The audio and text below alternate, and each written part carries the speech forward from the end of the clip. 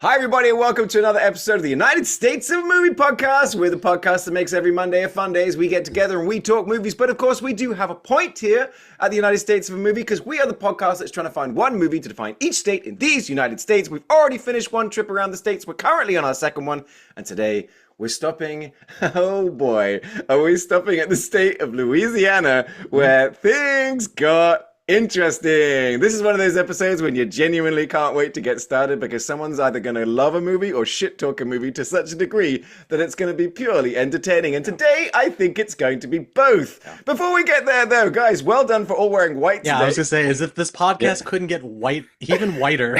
We've all randomly decided to wear white t-shirts in honor of the Pope. We're celebrating the Pope. Right? Hey, that's a thing, right? The Chicago Pope. Yeah. But yes, sir, they're right there. Those dulcet tones, that deep voice, that handsome face. Ryan Sander, buddy, welcome back to the show. It's great to be here. I'm very excited to talk about both of these movies. Well, I'll tell you this much. I know that Will Hirsch, who's currently sitting in the middle of his very own video store in Los Angeles, California, is very excited to talk about one of ththese movies. Will, welcome back to the show. Thank you. Yeah, there's another movie we're covering. I'm pretty sure we're just covering a John Woo classic, and and then that's it. That's all we're talking about for 90 minutes, right? Okay. I'm just disappointed that you're not going to do the entire podcast in Wilford Brimley's Bayou. my diabetes. Go ahead and explain what that accent is, because it changes wildly. From the Gerard Butler School of Accents. Listen, if Wilford Brimley shows up on your set and he's doing an accent, you take whatever he's giving you. You do not give that man notes. I can't quite tell if it's like he's doing some sort of Cajun accent or it's kind of like it sounds like a Cajun guy talking to someone that doesn't understand English, so he's using really sort of like, you go there, I kill, I bring, I shoot, I roll, and we will do it, we. I think he was just making fun of Jean-Claude Van Damme the whole time. He didn't pick up on it. Yeah. I think I'm one of those guys who like, if Wilford Brimley makes a choice, I just think that's the right choice. And I'm not even going to look into it. He left Cocoon 2 to do this movie. Oh man! Well, look, I'll tell you this: right choice. Our champion from last time around was the 2021 Blue Bayou, the Justin Chon movie. Alicia Vikander, a beautiful, an amazing movie that talks about sort of like a tough thing to do with illegal immigration and deportation, which is a really strange thing to be talking about right about now. But it was a fantastic movie, very sort of like highbrow, very subtle and small budget, and so we decided to approach it from the exact opposite direction. Will, tell us about the movie that you are literally only here to talk about today. Yeah, it's a movie where, if you've been following me on social media, a scene from it has been my background for the better part of like 15 years. Hard Target, Jean-Claude Van Damme, John Woo directed. Really, it's a Wilford Brimley vehicle, and other people happen to be in it. I unironically love this movie. I have seen it so many times. I think it rules. It is funny when you think about what John Woo did, the movie he did before this one. Yeah, the greatest action movie of all time. Yeah. Hard Boiled is all-time classic. I can watch that movie literally every single day of my life. This isn't that, but I still love this movie. Well, okay, and we'll get into this a little bit later because it very well could have been Hard Boiled. But the thing is that John Woo wasn't the most powerful person on set. Jean-Claude Van Damme was. Yeah. And in fact, there's rumors of the other cuts, and there's bootlegs of different cuts, and there's versions of the trailers with lines that people have never been able to find in any of these other cuts. Because Jean-Claude Van Damme said they're here for a Jean-Claude Van Damme movie. And so he and his editor got and messed with it. But there are certain elements of this movie where you can't mess with it, because when it does get to the action, it is tip-top. Yeah, absolutely. It's good. What are the other cuts? Like even more slow motion? Like what could possibly amount of like slow motion in this movie was I wish we would have all watched this together. This is such a fun like group watch. Yeah. It's a movie like I grew up on action movies of like the late 80s and 90s. I love stuff like this. I'm pretty sure I'd seen this movie a while back. This one just didn't hit the same as some of those other films, but it's a really, really fun fucking movie. It took a while to get into it because at the first you're just distracted by all of the everything. Yeah, it's a lot. Yeah. But then when it just decides to go, by the way, I'm going to be fucking awesome from this point on, you can't get off that train. Yeah. But you know really what? great action set I'm pieces. going to make us get off that train because I know that we are going to spend a lot of time. No. Because we're going to start off because you need to get this out of your system, Will. It would be way worse for dessert to have to go through you shitting all over this other movie, which is... I guess that's true. Okay, we'll spend 2 minutes talking about it. Okay, All but right. let's say, Ryan, why don't you tell everybody else our other movie, which I have to say is one of my wife's favorite movies. And that's one of the reasons why I picked it, is to keep your wife happy. Someone's got to.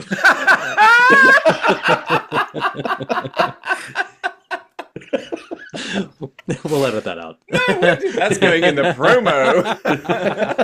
I picked, it's so funny, this movie, like when it popped up on the list, I hadn't seen it in forever, and it was just one of those movies, like if you grew up in that time period and you were kind of like a latchkey kid and you were just raised by TV, this movie was one of those that was on constantly. And I remember seeing it and remember really, really enjoying it. And I watching it again, I still like think it's a fun movie. We picked Undercover Blues with starring Kathleen Turner, Dennis Quaid, famously from The Substance, Stanley Tucci from his pasta series, whatever. Yeah.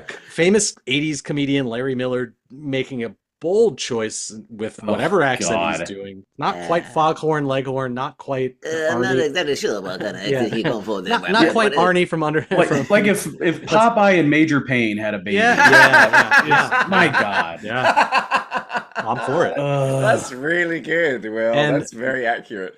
And it's got it's the who's the I can't, oh my God, I can't remember Fiona his name. Shaw, This yeah, she's great. Tom Arnold, Arnold. Oba Babatunde, who's famously the jazz singer from The Notebook. Wait, what? He's in like that one scene. It doesn't matter.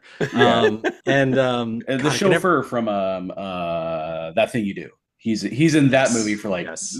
3 minutes. My favorite role of his, the movie that I'm sure none of you have seen, it's How High, starring Method Man and Redman, where he's the dean of Harvard. And Yes. His name is literally Dean Kane. Yeah. That's the one where they smoke the bones of is it Benjamin Franklin or Something like that. They Yeah. do kind of bit. It's kind of a running Yeah. thing. Deep cut, guys. Deep Yeah, cut. it's a deep cut. Have to find that was a high school classic. Like I that- love that. Love that. Yeah. movie. Well, yeah, no, Undercover Blues, which is a Stanley Tucci movie, which tells the story of a guy called Muerte who lives in New Orleans, who gets involved in the sick And Dave sociopathic Chappelle. world. Dave Chappelle's in His this. first Yeah. movie. Yeah. Forgot about That's the thing is that this movie, my wife loves it because she loves Stanley Tucci in this movie, and that every time he is on screen, she is laughing at all Great. points. It's just it's a bunch of really funny Stanley Tucci bits interspersed through a movie that is, and I love it, Will, because you kind of boiled it down. Is the way that I've always felt about this movie. Is I feel like it's a movie out of time because, as you pointed out, this is a spy action movie that came out the year before the greatest action spy movie ever made, which is Spy True Hard. Lies. Classic. Yeah. Classic Leslie Nielsen Spy film. Hard. Yeah. Yeah. True, no, True Lies. True Lies. Yeah, which Never heard of it. Insane because I would swear these movies were separated by 2 decades. That's Like- exactly the way I've always. That's why I see it as a movie out of time. I feel like Undercover Blues would have been a really successful movie to me in my head in 1988, 1987. It's like, oh yeah, it's funny. They're going for it. It's got the action and stuff. But in the early 90s, it just feels like an older movie. And I wonder if that has something to do with the fact that it's directed by Herbert Ross. In fact, it is one of his very last movies he directed. But he Good. right. But he directed things like My Blue Heaven, Steel Magnolias, Footloose, and things like that. And his directing career goes all the way back to 1969 with Goodbye, Mr. Chips. So it's like he has had a full-on sort of like, early Hollywood kind of vibe. You know what I mean? This like, was his swan song. right, but he's directing a movie from back then. Yeah. Right, with actors from now, but it just feels a little bit Three Men and a Baby. It feels a little bit just like, it's Wait, this came out before True Lies? The year before. Yeah, so you're saying what you're positing is that James Cameron saw this movie, was inspired. Exactly. I can do this better. It's exactly. Yeah. That's why I said I could failed miserably. Because he's 100%. Because he's like, okay, spies. Okay, action movie. Tom Arnold. We're gonna take. What if spies were regular folks? Like, because there's no more regular folk than Arnold Schwarzenegger. Right. I mean, this is a movie where like the humor that comes from it is essentially you've got two Bugs Bunnies in like our lead characters, because they've always got one up on everybody else around them. They're always like doing a goof or like tricking somebody. They struggle at no point throughout the entire film, but it just doesn't work. And I think a lot of it doesn't work for me anyway, because every line that Dennis Quaid has in the movie, he delivers like a total creep. Like, there is not a sincere line read in this entire movie. He plays the entire thing like he's got utter contempt for the material. Like, I don't know what he plays it like The Substance. Like, it was like the same character. He had dead eyes for the entire film, and every line I just was like, ew, like this, I don't like this guy at all. I don't know how you guys feel. He has a kind of smarmy swagger, to him, but that's also because he's really good at his job. Yeah. So, okay, very quickly, if you haven't ever seen the movie Undercover Blues, it tells the story of Jane and Jefferson Blue. Basically, it's like Mr. and Mrs. Smith, but they know that they're each other. Right. They've had a kid. They're on apparently maternity leave. They're in New Orleans for, they say, was it a month and a half? They're on like a 6-week vacation. Good to be a spy.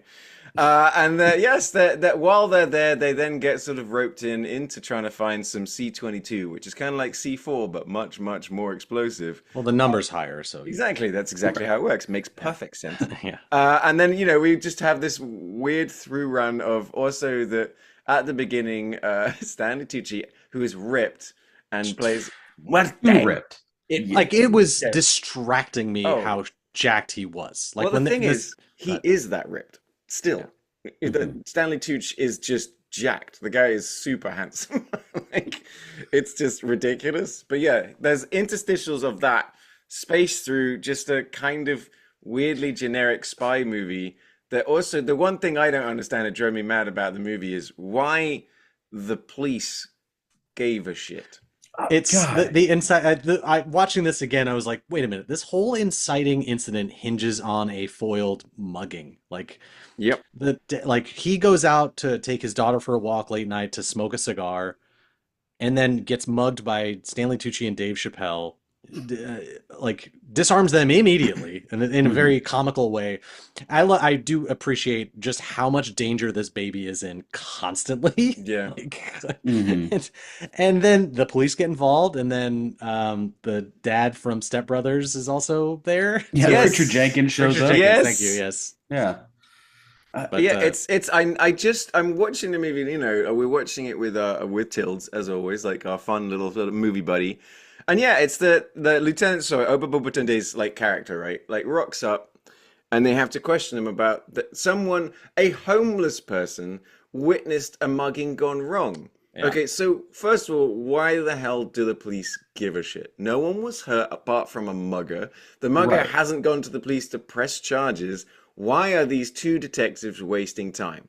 So then they sit down and then question, Dennis Quaid in a kind of weirdly aggressive way, and then they cannot drop it. They're up to something. Something's going on. Yeah, there's nothing else going on. Have they broken any? Exactly. Yeah. This is exactly. You know what they're doing? They're distracted by this. While sort of a bunch of people. Lance Henriksen is running around in his town, killing a bunch of fucking homeless people. It's another one of those. Like, if you picture two of these movies happening simultaneously, it makes both of them infinitely better. Oh, yeah. I think some genius really needs to sit down and edit these movies to make it like a thread that's happening at the same time. Because I swear to God, even their final acts go down in a basically very similar sort of space, that weird industrial space area.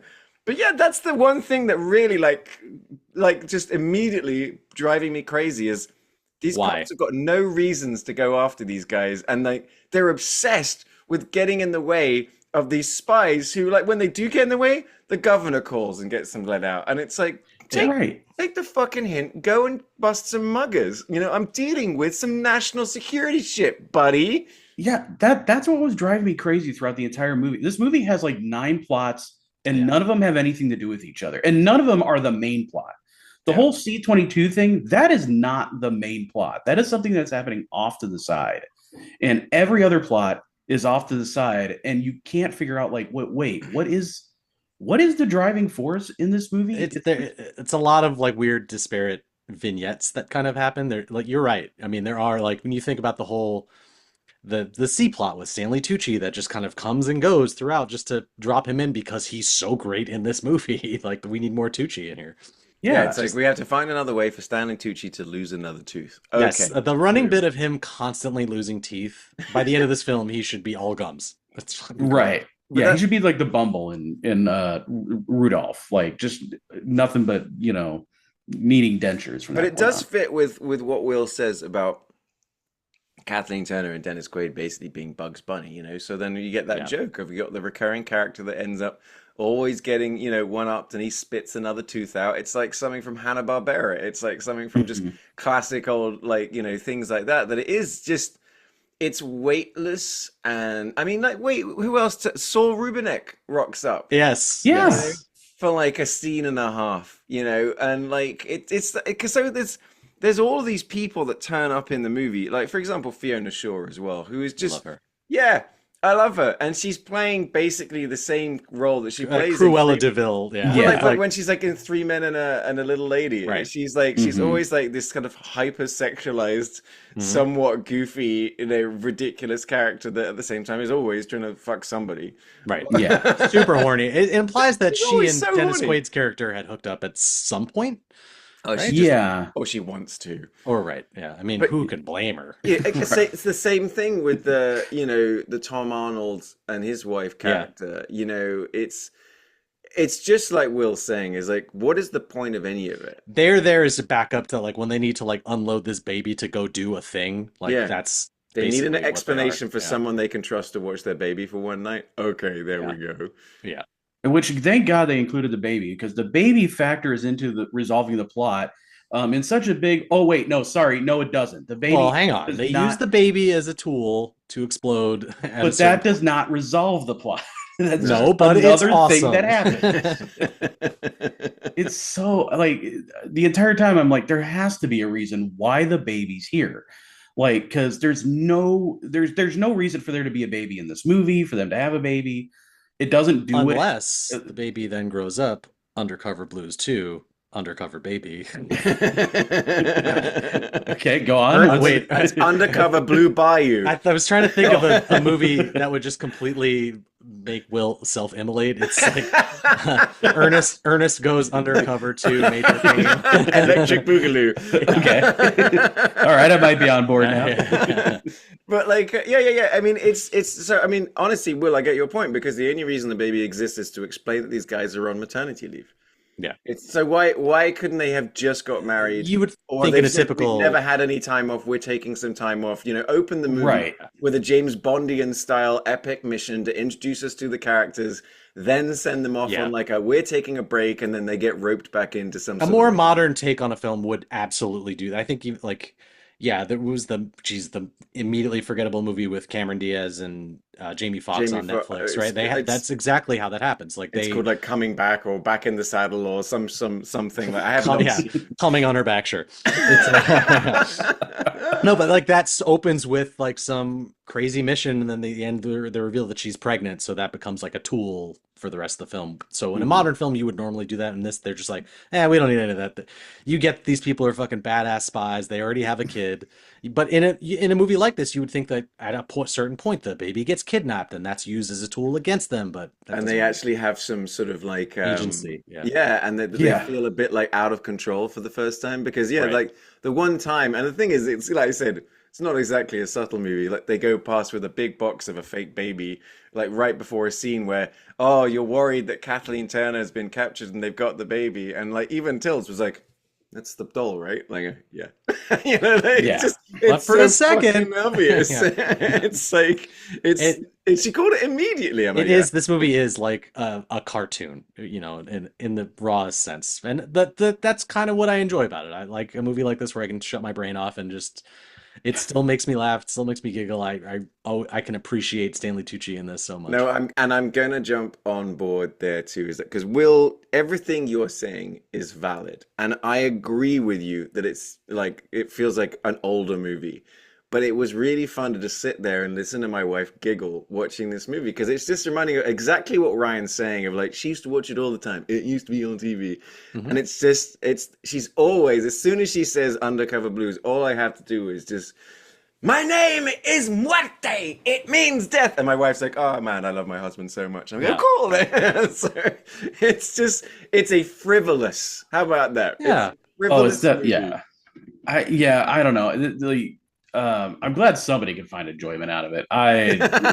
This was such a miserable watch for me. Like, it's one of those things. Like watching this back then, I wasn't watching movies through a prestigious lens where I was judging them or like thinking like, oh, this is a bad movie or a good movie. I was just watching whatever the fuck was on, and I just like read so things like The Wraith or shit like that was just on constantly. It was just like, it just became a part of me, so I just enjoyed them. Honestly, it was real quick. It's from him saying that. It was a post that I just saw. It was a meme of some kind, but it was basically, it's like, all millennials know, but I would put in like Gen Xers know that we've all got a weird relationship with a movie that is fundamentally not good, but it was one of the most watched VHS tapes in our house. Oh, you know, sure. it's like well, I've seen that 100 times because we never had anything else to watch, and you'd throw that movie in, and it's absolute garbage, and it's also a family classic. You know, like for Zen's family, it's Zorro the Gay Blade, for God's sake. Right. Well, that is a classic. Now, hold on. No, like I have my fair share of movies like the 90s Super Mario Brothers like springs to mind for me, which is just like, yeah, that movie sucks. Also, I'm gonna watch it later today. Like, you know, so we all have stuff like that. The thing that was just kind of driving me crazy is I think what really would have helped out a lot is I just think, as stacked as this cast is, Yes, I think the leads are wrong. I don't think they're right for this movie. And also, you know, even like when I was a kid in like the early 90s, because I inhaled like action movies and Hong Kong action movies. So watching the action in this, like even if I were a kid seeing this on like TNT, which this is the most TNT movie I've ever seen in my life.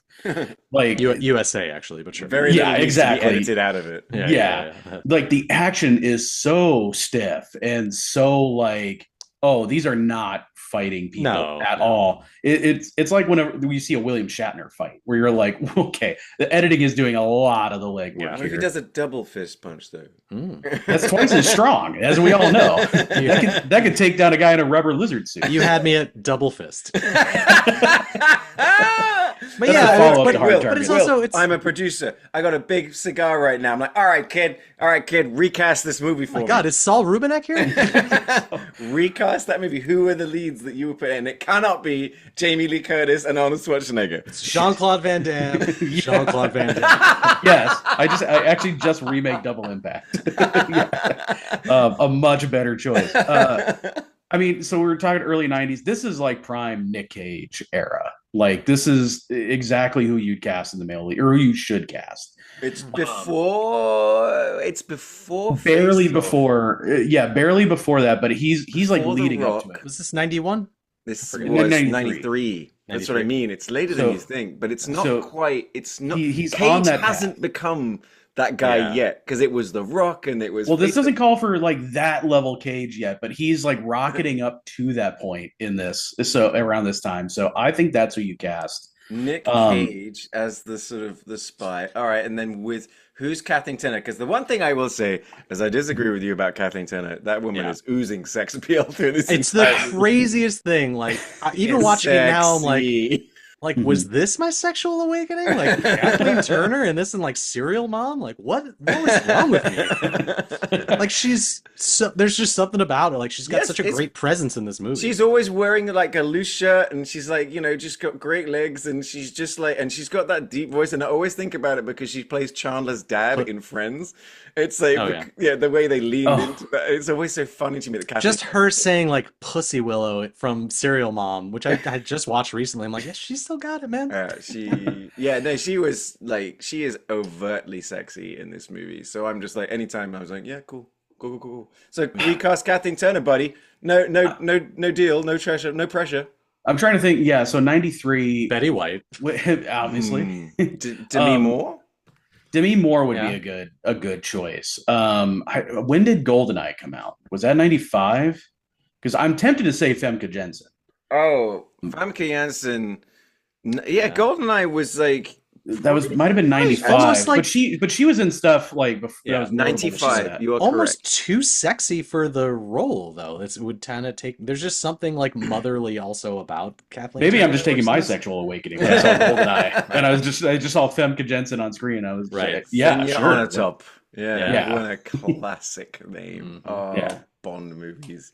Great. But just what was really killing it for me was a big portion of it was Quaid's like just insincerity playing the movie. Like just I could just tell like from an acting standpoint, I'm like, I don't think he likes this movie at all. I think he's just like, what do you want me to say? Cool. Here's my line reading. And I never got that. He was I never clocked that. Speaking of the word Quaid, there was another Quaid connection. That, Ryan, do you want to take that one? This guy is so fucking recognizable. I swear he has no lines in this movie. Like maybe two. He's just weird and psychotic. He plays henchman number 2 next to the guy with like the insane widow's peak, right? Yeah, the Dracula widow's peak. And his name eludes me, but he's the actor who's in Total Recall that has the fucking Quato in his tummy. Yes, the Quato guy is in this movie in a very sort of teeny tiny. Yeah, it's just one of those like. He's just a character. Random just henchman number 3. Yeah. Hey man, as a guy that played Kurt's henchman number 3 once in a movie, it's like, and I swear he's been in like several other films we've done on this podcast too. He does randomly pop up. Sometimes he's like a really tired looking cop. Sometimes he's a really tired looking bad guy. I'm gonna Google it because it's bothering me. Yeah, talk amongst yourselves. He's been in a trillion things, but he's always great, and everything he's in. But man, speaking of like being henchman number 3, like there are definitely like I would love to play henchman number 3 in a movie where like Jean-Claude Van Damme kills me or something. Like don't sell yourself short. You're henchman 2 at least. Hell yeah. I've often said like a goal of mine would be like, Jackie Chan, one of the best stars of all time, questionable personal politics. However, I would set all that aside if they were like, hey, can Jackie Chan like kick you into like an airplane propeller in a movie? I'd be like, absolutely, please. That would be like the biggest thrill of my life. Yeah, I'd love to get Henchman punched out in an entertaining way by Harrison Ford as Indiana Jones. Oh my God, that would be. I would frame that in my house. Take up an entire. You didn't wall. wait. None of you immediately went to. I'd like to have my head squished by Femke Jensen. Well, I'm not going to film that for everybody to see. That's just for my personal. I tell you what. Actually, real quick aside to do with Indiana Jones is I was annoyed when it came out. The video game came out because it wasn't exclusive to Xbox, but it's on PlayStation. It's really good. It's like if you like Indiana Jones, the guy that they got I think it's Troy Baker is doing the voice and the mocap is astounding. It's the way he talks, he got the looks, but they've also put into the game the comedic moments of these things happening in the background or the funny bits happening with bad guys. And I'm like, it is the greatest Indiana Jones game ever made, but it is like playing an Indiana Jones movie. I am recommending it to everybody. I'm super stoked because I'm in Arizona right now, but I'm waiting for when I can go back to LA, back to my PlayStation, because I'm gonna be doing this for like weeks. Seriously, just playing that game. I'm having a ball playing this game, and it's like they have figured out it's for movie fans, all right? It's a game made for movie fans.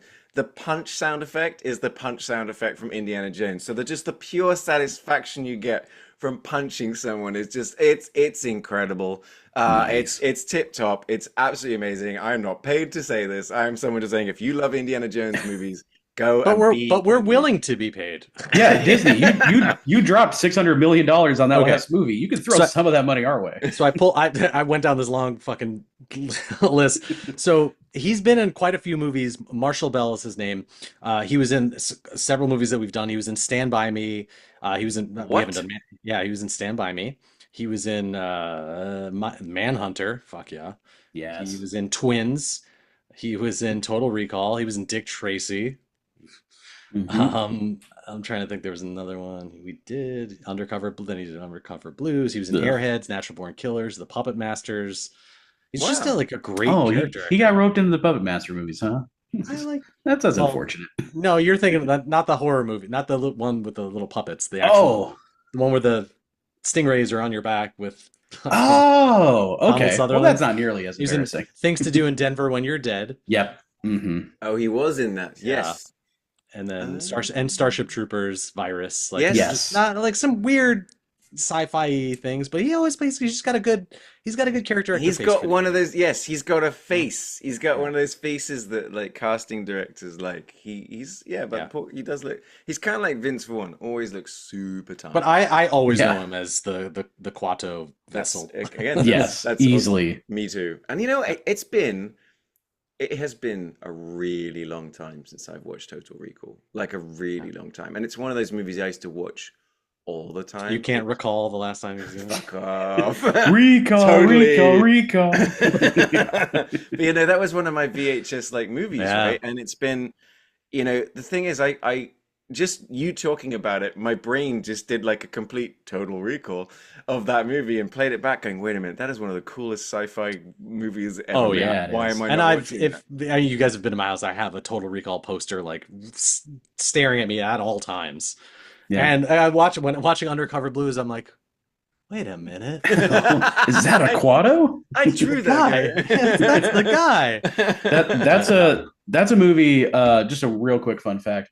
I have purchased that movie on physical media more times than any other movie. Not because I've just been rebuying the formats, although I've done that. I forget that I own it. Like I see it and I get too excited and I'm like, oh, Total Recall, I'm gonna buy it. And then I get home and it's on my shelf. I'm like, oh man. And that's happened to me at least 9 times. Sick. Send me one of your Blu-rays because I don't own it on Blu-ray. I got a dozen in a stack. I'll just give them out in Halloween. Every variation. Yeah. And the novelization. That is naturally. That is a movie I need to show Tildy before she leaves. Yeah. I've only got one more month before she goes back to Germany. It's so Total Recall, Heat, and Predator. Yeah, no, I did. She actually, mate, I said, so have you seen Heat? She goes, yes. I was like, Tildy, that's so awesome. She's like, yeah, it was a cool movie. I'm like, all right. My work here is done. Exactly, because it would have had to been like the absolute peak movie to show somebody. What if she's like a Russian asset and she like goes back home, or a German asset? She goes back home to report on all of her findings. We have now learned about we are in no danger whatsoever. Yeah, we are completely fine. She's like the little Asian boy in Barb and Star Go to Vista Del Mar. Yeah, she's Yo-Yo. We did that on the pod as well, didn't we? Yeah, we did. I was talking to someone about the podcast like 2 days ago, and I go, "Yeah, that was trying." So it's the classic conversation. So, which movies did you do for this state? No fucking clue. And I said, "Look, I have to be honest. We've done 180 movies in the last 18 months. I have no fucking idea. Nope, it's amazing. This movie, okay, look, this movie, like I said, the reason we're not talking about it is because, like we said, it's just meh. I misremember the ending too, like in the third act in the industrial as just the plethora of industrial factories that exist all over New Orleans and Louisiana. I for some reason thought like the helicopter explodes because in a movie like this, it would. Right. Because they set up explosives and they have explosives on the helicopter. Yeah, you're 100% sure that's where it's going. They need her to willingly get onto the helicopter to arrest her. It's the only way to use it as a loophole to get over extradition. Right. So she obviously had to choose to go back to the Czech Republic And that's the way they did it because she willingly got on the helicopter. It's pretty dubious. Would it hold up in court? I don't think so. But yeah, that's how it happens. Though we do get one extra muerte gag at the end. That of the was movie. great. And I will say that no one, no, like I will. Oh, I say no, but I know there is one other person. Yes, the guy from Home Alone. But when it comes to a male scream, Muerte's Daniel Stern. yeah, Yeah, his it's great. scream is just pure comedy gold. Can we just for a second just talk about the numerous muerte scenes because they are plentiful. Oh, do we I mean, have you to? get the Yes, scene we do have to. It's, the lead of the movie. I mean, it's arguably the best part of the movie, right? Like, Very arguably. I released the Muerte cut. I mean, the opening, like the fact of him losing teeth, him like, because you get the idea that people are genuinely afraid of him. Like, he's a violent man, and he's just jacked. But you get the scene of him in the bar where he smashes the guy's head in the bar and then just leaves. You get Kathleen Turner just fucking kicking him in the face, spitting out another tooth. You get the scene at the zoo because they needed to get him up on a tree and basically naked in a public zoo with children everywhere. And then send the nun and the children, the schoolgirls, to go and see it. Yeah, okay, yeah, thank you, so no problem. It's great. Stanley Again, Tucci is no idea what time. accent is on both of these movies, there's more accents than there are people. Like it's the fucking craziest thing. And none of them make any sense. No. Speaking about not making any sense, let's make Will's day and let's move over. And let's get back on the hard target. Back to cinema. Yeah. So like we were saying, so this is a John Woo picture.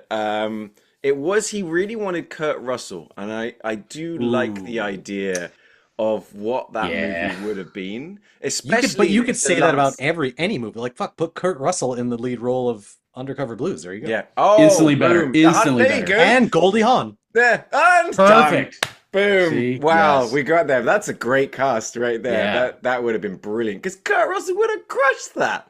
Yeah. Oh, my perfect God, yeah. time as well. 1994, 93 Kurt Russell. I mean, I say that like the guy is still not the sexiest thing on the planet, but like he was like, with the jaw. Oh, yes. This is Stargate era Kurt Russell. Agreed. There we go. But yeah, no, this one is it was supposed to be Kurt Russell. It became Jean-Claude Van Damme. And so as such, John Woo dialed up the action, which is a sentence everybody's always wanted to say. John Woo dialed up the action. But it's because he realized that, yes, Van Damme, think and say what you will about Van Damme. Peak Van Damme, man, could that guy find a way to use his kicking? Mm-hmm. Maybe I could kick the bullets into the man. It's like, could I kick a grenade in the general direction? Could I kick them at every single opportunity? But when he does a kick, fucking cool. It's magic. Yeah. Let me His tell favorite song is from A Tribe Called Quest, Can I Kick It? Yes. You can. Yeah. Thank you, Uncle. It does look like that. I do think that stunt people, do they hate Jean-Claude Van Damme? Because it certainly looks like he just kicks them for real. I would not be shocked if he's like, this is how we do it in Europe. Yeah, it's glorious kicking. I mean, I fell in love with the movie when he kicks somebody off a moving motorcycle. Yeah, and it was like, this is the greatest movie. That's like the one thing I really remembered is like, I love a like motorcycle villain with a blacked out helmet. Because you just know they're gonna get kicked the fuck off of this motorcycle at some point. And boy, howdy, does that happen multiple times. Yeah. I mean, like, honestly, somewhere is insane. When you said hard target, there are two shots. So it's been decades since I've seen this, right? But it was one of those movies that was on VHS at boarding school.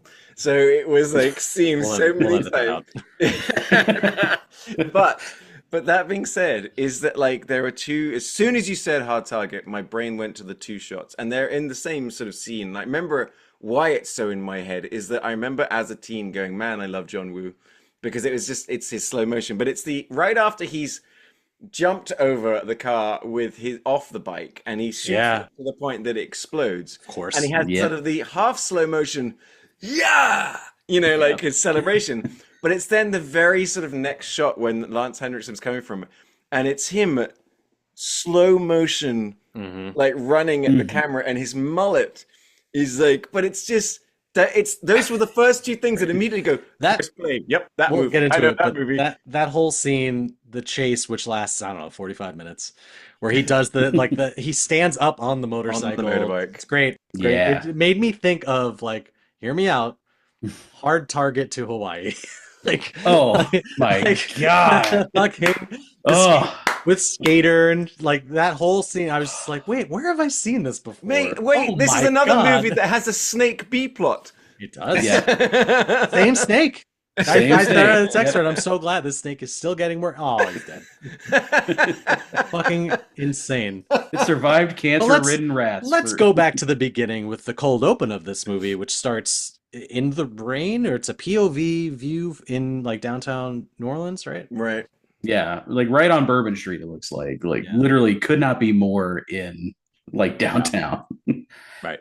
And it's if anyone's familiar with The Most Dangerous Game, that's what's happening. That's exactly right. Which I completely forgot was the plot of this. Like, a wealthy man organizes the deadliest game. Wealthy people can hunt military veterans. Well, it's because instead of just hunting people, it's like you put a bit of a challenge on it. You know, it's like but old retired like war veterans.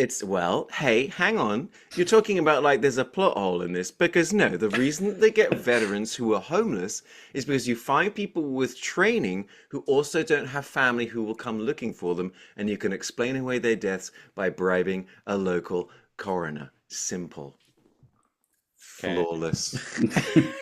There's no holes in that plot. Go ahead, try. I love the way that, by the way, Will threw just casually out. So, of course, if you're familiar with The Most Dangerous Game, you know, the 1932 movie based off the 1924 short story. No, motherfucker, I'm not familiar with that movie. Have you seen Hard Target? I was going to say, if you've ever seen the Jean Leguizamo movie The Pest, you get it. Yeah, exactly. See? But yes, it opens up with a guy being just chased down by, I have to be honest, two perfectly cast people actually is Lance Henriksen as Emile Fouchon and Arnold Vosloo, yes, as the mummy himself as Pick Van Cleef. I love it when he does his South African accent, and then you know they're just a mercenary that's gonna kill people and he's gonna be cruel. But it's dope. It's great. And it's great henchman. Yeah. He henches like no other man before him. Right. And like the chemistry, like Henriksen and Vosloo together. Are they fucking? Yeah, right. But they are great. Oh yeah, there's no question. And what really, okay, this is the thing when I got into sort of reading about it, and like I was saying before about how Jean-Claude Van Damme was the most powerful guy on set. That when they got into the edit, he took his own editor because the original cut of the movie, much like when you watch John Woo movies, like Hard Boiled, like The Killer, honestly, like Face Off, like what's the other one that we did with the Broken Arrow, is he really likes to focus on the bad guy. You know, it's not just about a hero and just a malevolent force. It's like, no, you give as much time to the bad guy as you get to the good guy. And honestly, it's much more interesting when you focus on the bad guy. And apparently John Woo's longer, more violent version focuses on Fouchon. A lot Is more. that version available somewhere? Bloody wish. I mean, they say that you can find a VHS copy like rip that has like an embedded time code on it, which is like a longer, more violent version. But it's the fact that and Will doesn't already have it. Yeah, no, he's got the novelization. Exactly. Yeah, it's got time codes in the corner and everything. It's a pop-up book. Yeah, but it's like it's that element of because every time Henriksen's on screen and every time they're dealing with him, I'm really digging it. Yeah. You know, like I'm really digging what he's doing. He's a great villain in this. It's a great, it's just, and the thing is, it's a great bad guy. And it's almost in a way kind of believable. He's like, when they talk about it, they're like, no, they just bounce around the world and they go to different places and they let the super wealthy hunt people because that's what the super wealthy have got nothing left in their lives. And like, well, let's see what it feels like to kill a guy. What am I going to do? Pay my taxes? No. No. What am I going to do? Run for president? No. I'm going to like go out there and murder people. It's either this or start a crypto coin. So, you know. Right. So, yeah, that's the thing that I would have liked to have seen is John Woo's version of this. Because like I said, Jean-Claude Van Damme said, no, these people are coming to see a Jean-Claude Van Damme movie. I mean, he's not wrong, though. Like, I get it. I mean, you know. It's just two different schools of filmmaking thought. Like, Van Damme comes from very much a background of like you're there to see the star, and John Woo comes from a background of people like good movies. So those clash from time to time. Yeah. But even still, even with like, the interference from Van Damme, I still think the good parts of this movie shine through a whole lot. I still think it's a great movie. I've seen like YouTube clips of like this extended cut. I've never seen like this other like version that exists out there. I'm not terribly convinced it would be that different of a movie.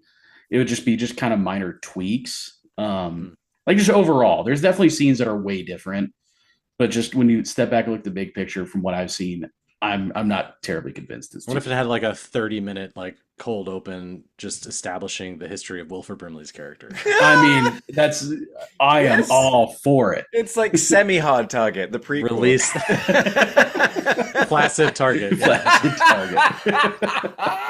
Soft target. Yeah, and you're not wrong because he's a fascinating character.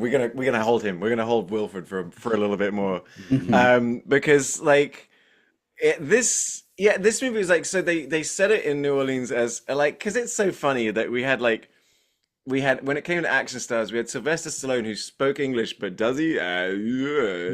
And then we got Arnold Schwarzenegger with his amazing accent, and then you got Jean-Claude Van Damme and Dolph Lundgren. You know what I mean? It's like when it comes Chuck to Norris. okay, at least Chuck. Well, then you're reaching into the bottom of the barrel. You got Chuck Norris, and then under the barrel is Steven Seagal. Yeah, who right. likes it. You're not wrong. But yeah, it's so they explain they set it in New Orleans so that they can have they can call Jean-Claude Van Damme Chance Poudreau, an out-of-work Cajun United States Marine Force recon, but like also a merchant seaman. But like the cool thing is that John Woo dug it, because I'm like, why wouldn't you? Like New Orleans is a place to shoot a movie. Yeah. Looks cool.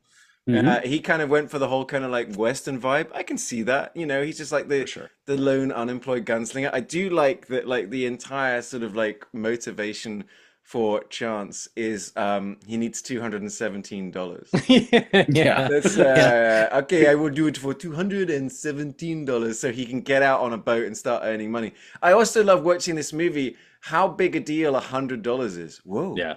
$100. I'm like, wow, cool. So when you get to the reveal in 2025, when you get to the reveal that they're giving these guys $10,000 to like make it to the river, they're like, I mean, all right, how hard can it be? And then just immediately run down my motorcycle. It's like, Right.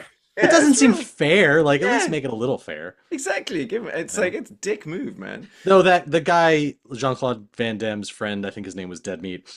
I like that he was able to. You think that guy? I like that he was able to hold his own. Yeah. Yeah. I mean, he gets blasted like fucking Miles Benedict Dyson in Terminator 2. Miles Benedict Dyson. Oh my god, that was such a great. It's not the same actor, but the squib work. Funny. That's exactly what it is. It's very goopy squid work. So god, it's great. I miss great squib work. Well, it's like it is. This movie is a scathing indictment about the kind of people that go to New Orleans, as this veteran who's being hunted, gunned down in the street. Man just gets to the busiest part of New Orleans and asks for help, and everyone, like even Sam Raimi's brothers, like, get off me, bro. Why? Yeah, is he just in town? Like, what? It's because Sam Raimi was hired because Universal was worried about John Woo, a guy that didn't have a great understanding of English. Also, like coming from it's the first major movie directed by an Asian person is the way they do, like, not just from a foreign actor, like no foreign country, just an actual. They allowed an Asian person. They go, well, can they direct movies? Get that Sam Raimi down. I don't know why they're Texan, but they've got that accent going with it. So now we're just swimming in Parasite. Yeah, but it's like, they were just they made Sam Raimi go on as like a sort of like a producer. That's why you'll see. That's why his brother is in it. But he's there to kind of like, to make sure.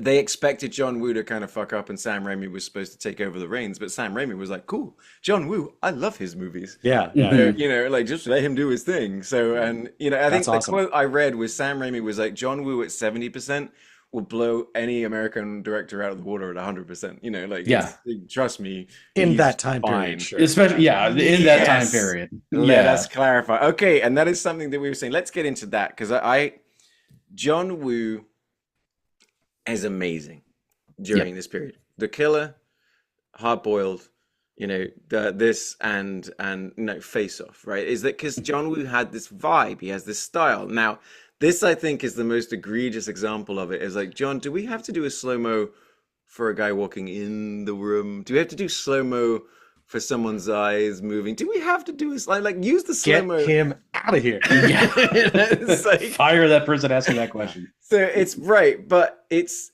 the thing is, like, it's a lot. It's a lot. He became almost a pastiche of himself. Yeah. In this movie specifically, you can have a vibe and a style, and it works. I love it because the thing is that what John Woo does better than anybody is connect the firing of a gun with the impact of a bullet and the danger that has. That's it's so great with, like, bang, guy jumping in slow motion, bullet right next to him, like stuntman is in danger kind of vibe, like sparks going off. And it's why it's so fun and visceral. And it's also a great way of understanding an action scene of, aggression, result, dodge. So it keeps that pressure on and that danger and that everything else. And then it'll suddenly go into sort of like high speed and it's like bang, bang, bang, bang, bang, and then back to the slow motion, right? But it's like it's never... frenetic, because we were talking about, like, right before we started recording, guys, Will was like, well, where was it that John lost his vibe? And we were talking about they had that remake of The Killer, and you were talking about how Silent Night is like you never want to, one of the worst movies I've ever seen. Wash, your mouth out after even saying it, and that's kind of where I think that John Woo went great, but never sort of stops. It's like, John, you can't make every movie with a dove. You can't make every movie with your trademark. Sure, but like look at Christopher Nolan. He's got a vibe, but he doesn't stick to it. And look at Spielberg, and look at just anybody. I mean, just honestly, like Ron Howard, for example, being someone that never sticks to a genre. A guy can bounce around in every single way. I think that's why I wish John Woo had started trying new things. Yeah, especially when you see his newer stuff. Yeah, you can just tell, like, he's really fixated these days on just playing the hits, but one of the problems you notice when you see a director like him, who, like, before, like, the movies you're talking about, The Killer, the Better Tomorrow movies, Hard Boiled, like, those are not super high concept movies. Those are just crime action movies. And when Hard Target is immediately a bizarro premise, of rich guys hunting homeless people, Face Off is the most insane plot ever. It's essentially a sci-fi film. You combine that with the fact of there is a language and cultural barrier. All of a sudden, the same tricks don't work anymore, and it's hard to, like, actually figure out, like, where is it going wrong? Like, why is it not hitting the way it did? And I think that, combined with just years of not getting the results he wanted, and just frustration with filmmaking in general, because he is, even in like Hong Kong, he's a fairly controversial, like, filmmaker.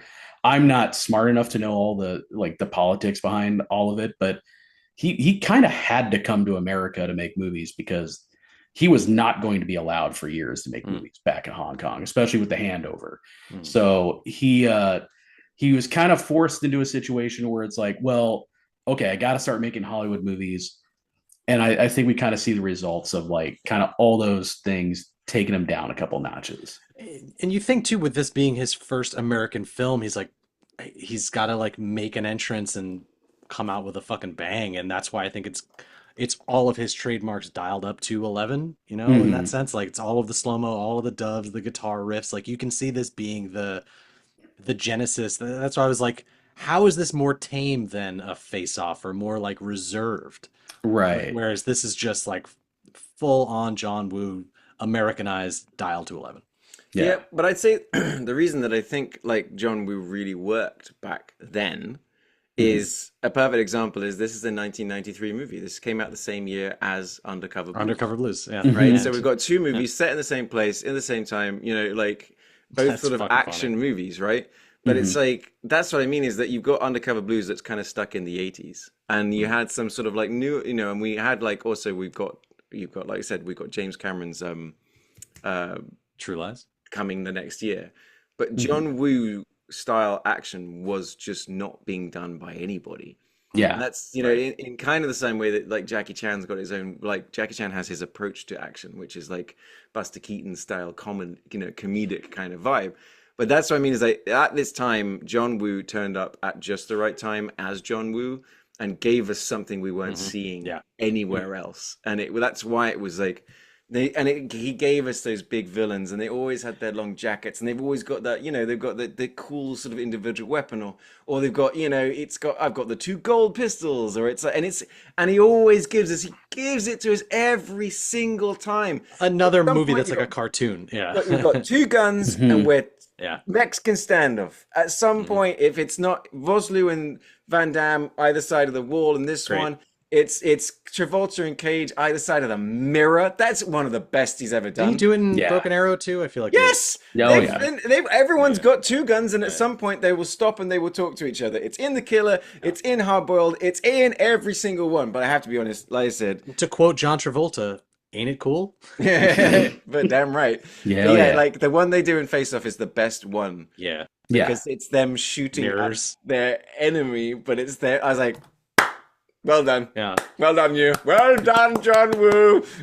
It's so good. Yeah, it's so good. There's no subtlety, and there shouldn't be. It rocks. It's so cool. Which is also how you describe Wilford Brimley in this movie. No subtlety. It comes out. So Will, just for anyone that hasn't seen the movie, try and explain how Cocoon's Wilford Brimley, who, by the way, is 52 in this movie, so a full decade or so younger than Tom Cruise and Keanu Reeves, Brad Pitt are now, and Halle Berry, and only like a couple of years older than my wife. For God's sake.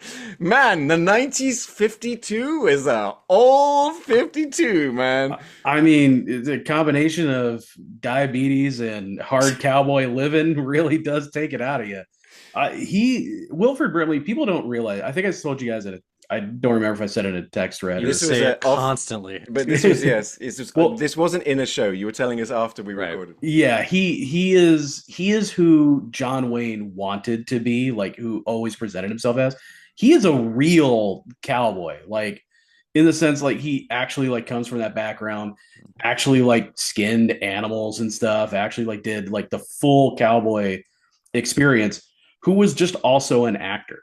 So it's like silly when you see somebody who looks like him doing this action stuff, but actually he's like the real deal. It's just, now that accent, on the other hand, I don't know what that is. I also don't really care. I'm just, anytime he makes a choice, I'm like, sure, like I'll go along with it.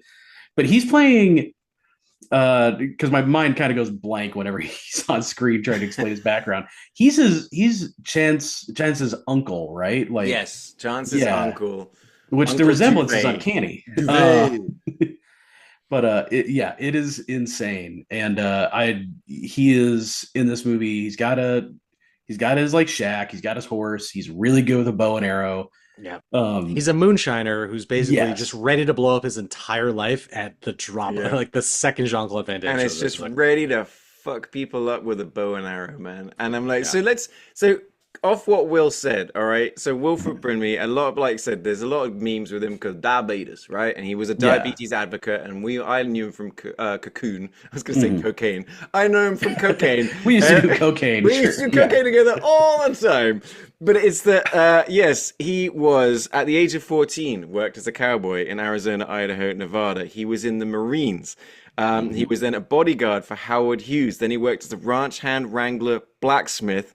Then he became an extra and stuntman riding in westerns and things like that. So the guy is just cut from pure granite and then got into acting. So yeah, he is the real deal.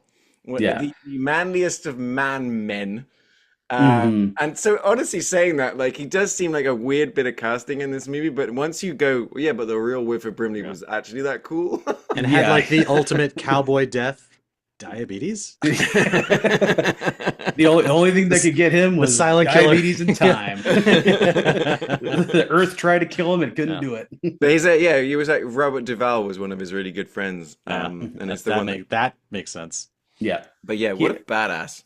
I mean, that's why they cast him in The Thing, is because like there's so much like dissection of like monsters in that, and it's like how do we make this look real? And Wilford Brimley's like, I know, and just would like literally just like take like actual meats and just peel them back and skin them. Like this is how we do it on the ranch.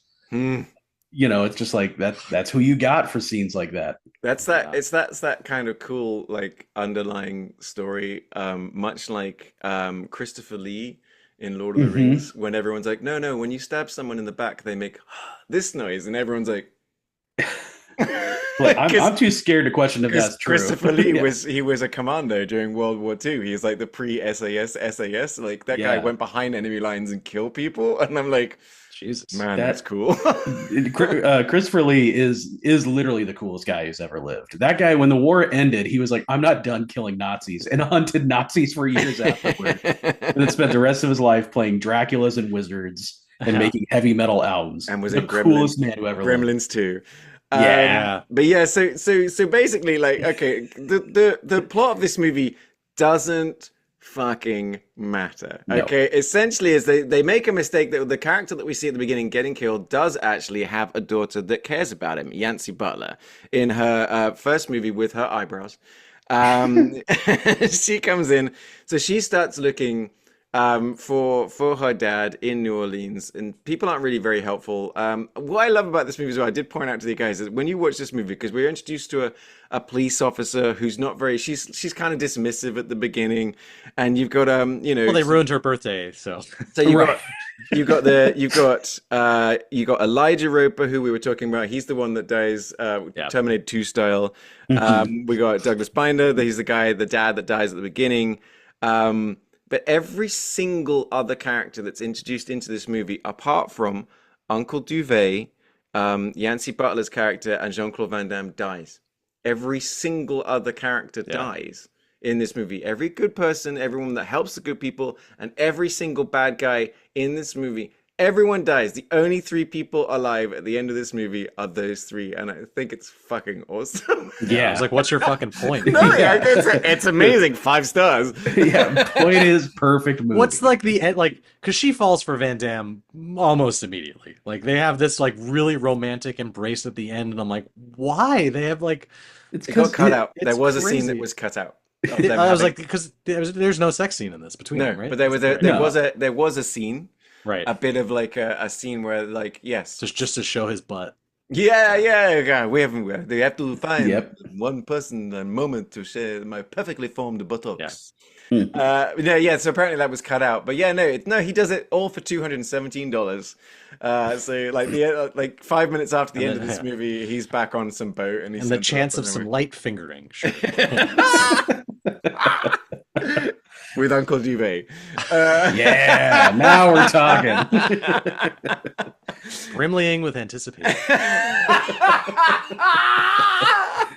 Get out of town. Oh my God, right.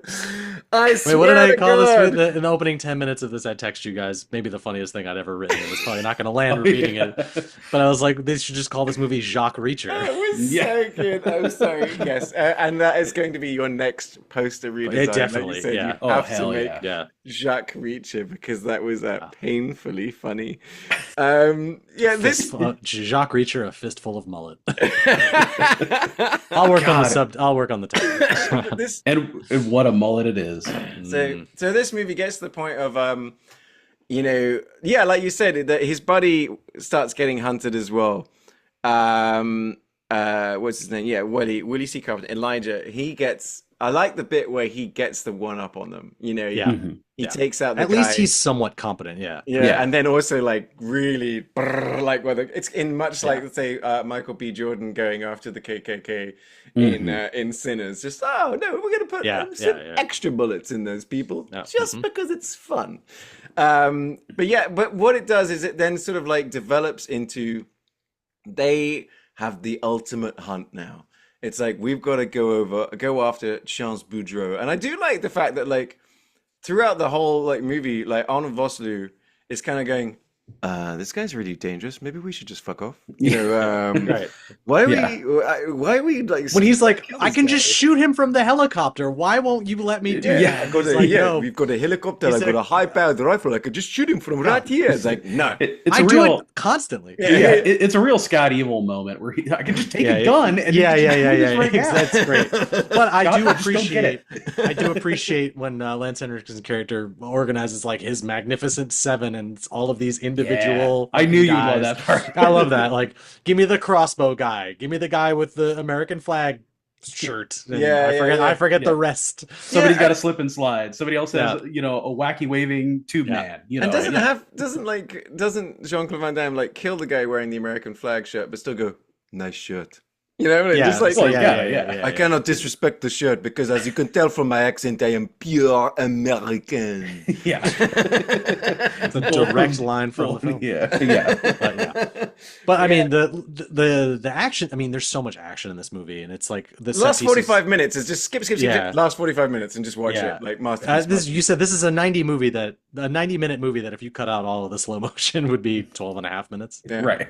Oh, no joke. I mean, it is pervasive, ridiculous, over the top, but works when the action really kicks in. But I yeah. like that Jean-Claude Van Damme is also a world-class detective that just lets himself into crime scenes to find he finds the other dog tag because these cops are so incompetent. Yeah. It's got to be Was said throughout huge. all these movies, like the police in all three films are the worst. It does not speak well to anyone in the New Orleans Police Department. You are Like- correct that yes, in Blue Bayou as well, just a bunch of corrupt bastards that just are Yeah. malevolent and just mean for no real good reason. Yeah, it really doesn't capture how they are in real life at all. It's a real stretch the directors and writers took creating these. It's just amazing. You have three tonally like wildly different movies, and all three agree like, oh yeah, the police here just suck. They're just the awful. worst. People Yeah. suck here. Yeah. But let's get into that final sort of scene. So it kind of gets to the point. It's very similar to like the way that RoboCop ends. You know, it's like, let's get to a big industrial area with a bunch of guys coming for our guy, and let's just let him go. An industrial area that also houses like defunct parade floats. Yeah, it's a That circus also factory, that from are what I can also tell. like soaked in gasoline and Like best like most ridiculous tactical choice ever is no, I will get on top of this giant eagle and then slowly lower myself. Well, aggressively. metaphor. Yeah, it was just, and it's. I just think it the was a thing is- pelican though. as Yeah, it right. swirls. Yeah. It bloody works, man. Like John Woo, like so many times watching this. Like I said, Hard Boiled is by far the one where I'm like 17 people died making that movie. Yeah. But this one is like it's as a grenade goes through the window, the other guy's jumping out, the explosion behind. It's this Everything amazing explodes. slow motion kicks. It's the bit where Lance Henriksen's on fire Yeah. for like 30 seconds of just like like just he's angry. I hate when this happens. Yeah. He's kind of like a Clarence Boddicker level kind for of sure. like bad guy. That's what I'm saying is I would have loved to have got even more. I love a good, you gotta love a good charismatic villain. A villain Yeah. you can root for and not Root really for. Yeah, like, Lance Henriksen, the come hero on, of this people. movie, right? Well, everyone saw The Matrix for Mr. Smith, right? Agent Smith. But no, guys. I mean, like when it gets, I rate that last scene in the world of action movies is one of. It was exhausting. I was Yeah. fucking tired by when I say everything explodes, I mean like paper mache dolls are fucking exploding. Yeah. My one gripe is Lance Henriksen's single action firing pistol. It's just so like It's dude, the same like, same one from Hard Boiled. Yeah. Yeah. It's, okay. The other bad guy. It's kind of like I liked it actually. No, because that's what I mean. Is like it's I important. like get it. that John Woo will give everyone kind of like a hero weapon. I mean, they gave it to Jean-Claude Van Damme. They gave him his dusty silver dusty shotgun, yeah. And it's like, Still works. Yeah. yeah, this guy can Yeah. still do some killing, and it's like, and he's using it all through the movie. And I think that's probably a choice of like John Woo and Jean-Claude Van Damme because Jean-Claude Van Damme loves his arms. why wouldn't he? They're incredible. But it's like, what can you do with a shotgun? It's just all arms, baby. It's just like, and I love it. It's all these hero shots, and it's like, and that's what he uses. It'd be very different if he was using the shotgun with his legs, for sure. But he just kicks the shotgun into people. Didn't he do that at one point? Probably. Like, it's there's a lot of kicking.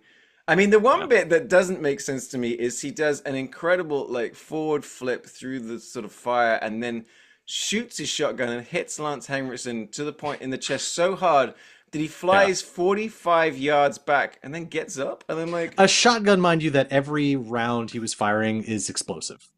So when that hits him and he's just like, my tummy. Like it's the John Wick 4 shotgun, Was it? Yeah. Was oh my god, the John Wick 4 shotgun. Oh, what a the dragon's breath. Oh my god, I forgot about that. Yeah, let's watch John Wick 4 now. Yeah, let's fucking do that right now. God damn it. But no, like was Lance Henriksen wearing mithril underneath his like shirt or something? Because like that's the best thing I go. I don't know what that means. You don't Is that a Star Trek thing? I don't know. Oh, yes, it's Star Trek 3 Revenge of the Sith. That's where it showed up. It's bloody Lord of the Rings, you dick. But who? But the Christopher Lee movie? Yes, the Christopher Lee movie. But yeah, that's the bit that I'm like, that was strange. Didn't he just? But it looked fucking cool. Yeah, it did.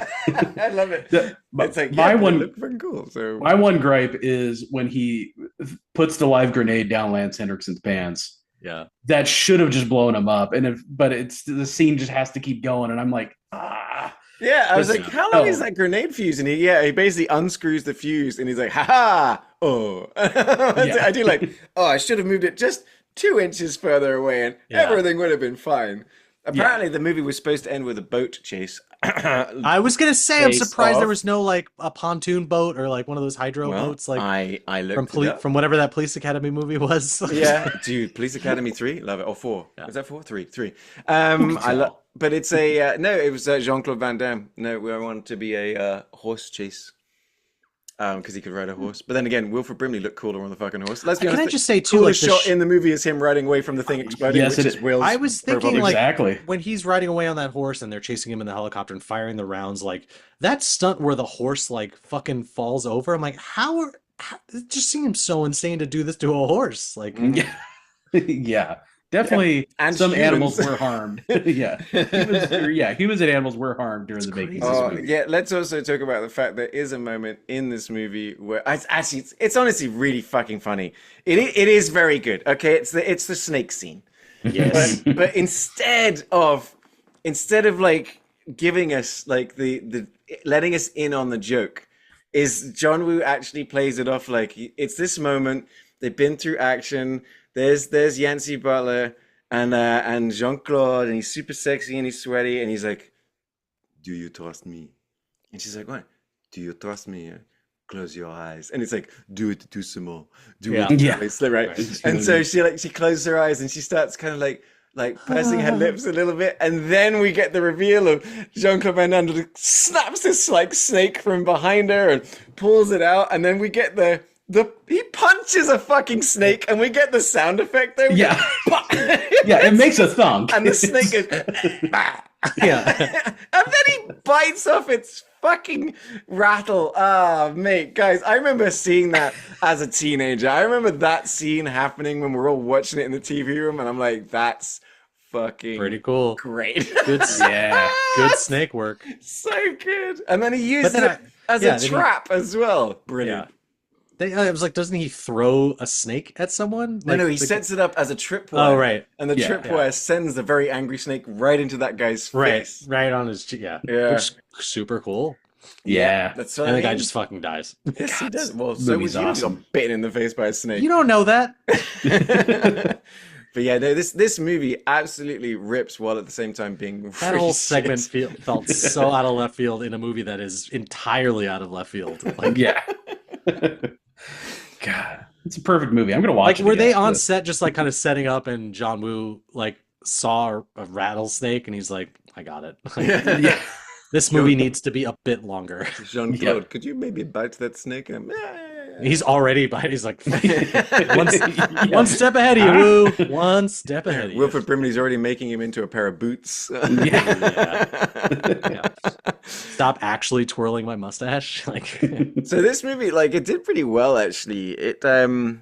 It made $75 million in '93, but did go on to, like I said, become a bit more of a cult movie. Like, it wasn't exactly highly regarded. Yeah, I don't remember this in theaters. Like, it didn't. Well, no, it's just like critics weren't crazy about it, but it's just one of those ones that, especially with regards to the action, because it's just its action level has just like, no, it's a cult movie that people enjoy. Whereas like Undercover Blues was a $20 million movie that made 12 million. You know, all from me. Yeah, just constantly just renting the VHS tape. 12 million too many. But if Wilford Brimley was in it, you'd be singing a different tune. Now we're talking. So. Now, right at the beginning, I was talking about how our champion Blue Bayou from the previous year, and there had been some suggestion that maybe it is going to be the obvious winner when it comes to which movie best represents Louisiana. And I'm just sort of like, going to throw it out there. So all three of these movies have heavy overlap. All right, granted, slightly different movies, but they are all set in New Orleans. They all have some corrupt cops. They're all shot on location. They're very much using the location for what it is. They've all got accents, be it like some of them being slightly controversial and strange. Can I give you my argument for this? And it's the only thing I'd really thought of is like, while Undercover Blues and Hard Target are very much New Orleans movies, I think Blue Bayou is more of a Louisiana movie as a whole. Well, I would say I get what you're saying because, especially when it comes to Undercover Blues, we pretty much only are in the city and then we're in a mine. And I would say that, yeah, Blue Bayou does involve the bayou and does involve a little bit more. But then I would also say, Chance Boudreau does have an uncle who is a Cajun man who is living out in the country. It seems, and it does involve a snake. I don't remember seeing a snake in Blue Bayou at any particular point. Me neither. It's because Van Damme killed them all. He's just decimating the environment. Well, I just because Blue Bayou was a great movie that does feel extremely real and is shot in a very, very realistic way. That I never want to watch again. Yes. There's Hard Target. And then there's Hard Target, which is, let's be honest, pretty dope. As we've said, we've never been wrong on this podcast, ever. Well, never once checked the tape. Ever since we did The Wraith, we've been correct at every single opportunity when this movie. But no, from a serious point, Hard Target's pretty good. I love that Will just, you French agreed. Yeah. Are you Boudouing me? Let me tell you. If we're really considerate, one of these is, because I'm throwing out Undercover Blues, just out of my life, out of my mind. I will never think about it. It is muerte. It means dead. Sure. I hate both of you so much. But so if I'm to look at the two remaining movies, one of these is a very real indictment of the system. One of these is, shot in a very realistic way. The other one is Blue Bayou. Yeah, great. Yeah. Really heavy-handed on that one. I knew it. All right. I need to bring up one more thing from Hard Target that I did read in the behind the scenes, is that because we talk about the action being super dangerous, right? And stuff's going off, and at one point, Jean-Claude Van Damme just unloads at the camera. So they had to invent these new plexiglass sort of things that you could put in front of the camera to make sure the cinematographer didn't die. And so they put together these camera dollies that are covered in plexiglass that have got the camera, and the cast, did you see this? The crew called them the Woo Woo Choo Choo. I think I've heard that before. Choo Choo. Guys, it's got a win just for that. Yeah, exactly. It invented a new form of camera dolly called the Woo Woo Choo Choo that enabled people to shoot guns more aggressively to make action more fun. Now, Ryan, we're teaming up on you, but go on, make a case for Blue Bayou. You might be able to convince me because it's happened many times before. Full disclosure, I forgot we had even watched that movie and it won. And I can't remember the other two movies that we picked, so by default, Hard Target is the winner. You know why? You know why it's going to be Hard Target? Because you did it twice. Because you called it Jacques Reacher, and then you called it Hard Target to Hawaii. So I'm sorry, it's like two movies that have definitely won. Actually, no, Jacques Reacher lost out to Jean-Claude Van Damme. When we did so yes. Oh no, are we gonna get to a showdown where you just sprinkle in some more Van Damme movies? Like, which Van Damme movie is gonna win this season? Much like Double Impact, we need two Van Dammes in this list. Right. Then it is done. It's happening. It's official. We're doing it. I like that he's made two completely separate and wildly different movies, both having double in the title. Yeah. But only one starring Dennis Rodman. Which one's better? Time Cop. Time Cop, yes. That's gonna be our next one. Where does that the movie right here, guys, the United States movie to best represent the state of Louisiana is clearly, obviously, the 1993 action movie Hard Target, directed by Hong Kong's John Woo, starring Belgium's Jean-Claude Van Damme. It is a ridiculous movie. It is a hilarious movie. It is a fun movie. But it's, you know what? I think it's what Louisiana would want. I can feel this right now in my soul. I genuinely can't wait to see what happens when we put this up against other movies. I mean, their state flag is Van Damme's mullet. So, I thought it was him biting a rattlesnake. Yeah. Just a muscle. There's nothing else. You know what? Because considering the taste that Undercover Blues left in, Will's mouth, I feel like, Will, you've ended up happy today. I think this is a win for you, a personal win, and maybe a win for America as well at the same time. As are most of my wins. Most of my wins are wins for America. But we're not done yet, guys, because before we go to where we're going next week, what were some of the other Louisiana movies? I forgot to look that up. I wanted to pick The Waterboy because I thought that'd be a fun one. That will have to go on the list next time. Yeah, for sure. Yeah, I had a few others. The Green Mile was one. The Pelican Brief. The James Bond movie. Live and Let Die. That's it. Yeah. Yeah. Oh yes. That might have would to be. Been, we could have had some fun with that one as well. Rebel Ridge, no, that's Louisiana. Rebel Ridge. Oh yeah, I'm a big fan of that one. That was really cool. I like that movie. That would be a good one to pick. Yeah, I think that would be a fun one to bring back next time. There's a bunch. Deja Vu as well. We could get some Tony Scott back in here. Ooh. Like Val Kilmer, Denzel. Like that was a pretty sort of like high concept, random kind of fun thing. Or we could have gone Nicholas Sparks with The Lucky One. No, I'm good. So honestly, there's a ton of movies when we come back to Louisiana. And none of them are racial, which is a nice treat. Apart from Emancipation and 12 Years a Slave. Wow. So there's things we can get. Yes, I remember what we did last time. We had The Skeleton Key. That was one of the ones we did last time. That's favorite. Was it also Flood? No. All right, guys. Well, that's kind of fun. So where are we going next week? We are going to... Did you say we're going to Mississippi? A state with so many letters, you can't name them all. So many S's, so many I's, and so many P's. So before I'd even logged on, the fellas had already picked the movies that we were going to do next week. I'm intrigued. So Will, tell us about yours. You're giving one that, like, you're bringing one to the table. You're bringing a bit of class. Finally. That's right. So Hard Target 2. Hard Target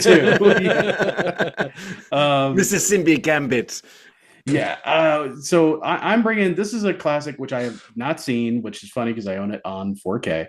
But it stars two legends. It stars Sidney Poitier and Rod Steiger, who we know from Oklahoma, the only good actor in Oklahoma. And Mars Attacks. So in the heat of the night, I'm very excited to cover this. Strangely enough, I have seen the show. I didn't realize there was a show. There was a series. I don't know how long it was on, but that's what just popped up. Yeah, 8 seasons. Yeah, it was on for a while, I guess. But it stars All in the Family's the guy from All in the Family. What's his name? I forget. He's not Rod Steiger, so who cares? But yeah, In the Heat of the Night. Which I'm looking up on our non-sponsor, Just Watch, is available on Prime Video. If you don't already have the 4K that you haven't watched, like Will, he has read the pop-up book novelization, which is good. Absolutely. Oh, Jesus. Yeah. So yeah, 1967's In the Heat of the Night. I've always I've heard of it. I'm intrigued. I'm definitely up for this one. I think it's going to be a good watch. But Ryan, I've actually forgotten. What did you brought us something a little... I picked this this recent indie darling that's charting up the charts upwardly. Charting up. I picked Ryan Coogler's Sinners. You know, a movie that I've seen and have no notes on. Mate, you've got to go and see that movie again. I don't know what's wrong with me. This movie is absolutely crushing it at the box office right now. If you haven't seen Sinners, don't miss it. See it in the biggest screen you can. Yeah. It is sumptuous. And don't leave early. And don't leave early, because it has an extra scene that Ryan missed. So yeah, this is your opportunity right now, guys. If you haven't seen Sinners, go and see it, because we will be talking about it next week. We're also going to be talking about The Heat of the Night. And does anybody remember what won on our last trip to Mississippi? It's the best part about this is none of us can ever remember our champions. Come on, Ryan, you can do this. I got it right here. Was it Mississippi Impossible? We did. Goddamn, this was a legendary episode. We did A Time to Kill, Oh Brother, Where Art Thou, and Stone Cold. Oh wait, the hard target of Mississippi. And Oh Brother, Where Art Thou won. Okay, Oh Brother, Where Art Thou? Okay, that's a good one. Oh Brother, Where Art Thou versus In the Heat of the Night versus Sinners. That's going to be a good one. I'm interested in two very musical movies there. Unless, of course, In the Heat of the Night happens to be a musical that I am not aware of. They call me Mr. Tibbs. Yeah. Well, that'll I'm be Tibbin', I'm Tibbin'. I'm intrigued. I'm genuinely intrigued. All right, fellas. Well, look, that was a really fun week. It was fun listening to Will make fun of a movie, and it was fun listening to Will love another one. Zen's gonna fucking kill you, dude. Yeah. Know your audience, man. She's coming after me on a horse with a bow and arrow. We can only hope. And a baby stroller. Yeah. So join us next week, guys, where we're going to be heading to Mississippi, getting some really, really cool movies. Ryan, Will, some great choices this week. Don't forget, you can always find more from me as That Englishman in Texas on social media. You can find Will as Entitled Millennial. You can find Ryan as Rhino Digital, RYNO Digital. Come and join on. Have a bit of chat with us on our Facebook page, The United States of Movie, or you can get in the comments on our YouTube channel. If you're watching us on YouTube and you haven't, do us a favor and subscribe. And if you're listening to the podcast right now, think about your friends that love movies as much as you do. Recommend it to them. So get together, talk some movies, and watch the movies along with us. But thank you for joining us for this episode, and we will see you next time for a really fun episode of the United States of a Movie podcast. Thanks, guys.